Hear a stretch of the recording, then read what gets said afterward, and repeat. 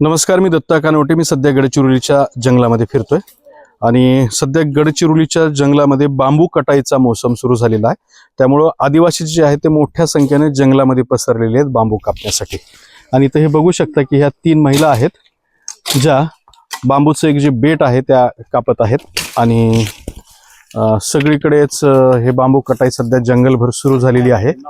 आणि हे सगळं आदिवासींना या कालावधीमध्ये बांबू कापून रोजगार अर्थात काही थोडंसं उत्पन्न जे आहे ते उत्पन्न मिळत असतं आणि त्यातूनच पुढचं वर्षभराची जी गुजराण आहे तो या भागातला आदिवासी करत असतो. मी सध्या भामरागड तालुक्यातल्या फुलनार गावाच्याही 2-3 किलोमीटर पुढे जंगलामध्ये आहे.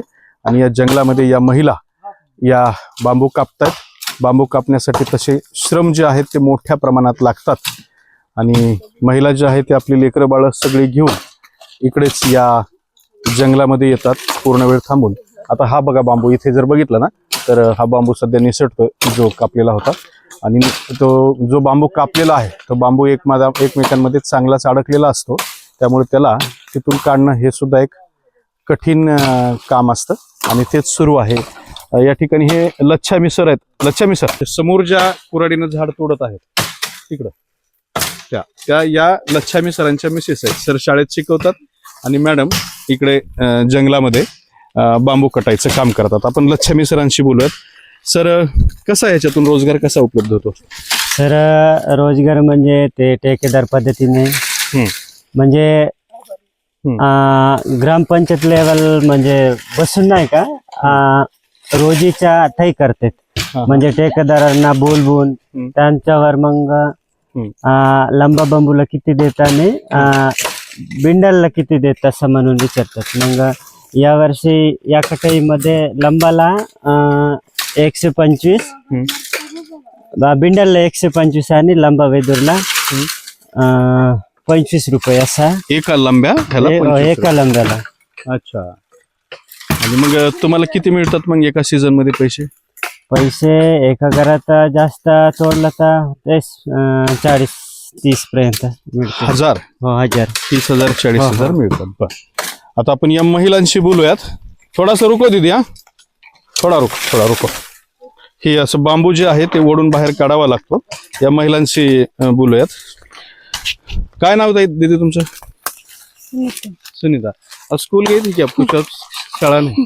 तो ये कब से तोड रही हैं? कधी सुरुवात केलं तुम्ही? थांबा तोडू नका, थोडा वेळ थांबा. ते लागेल इकडे मला.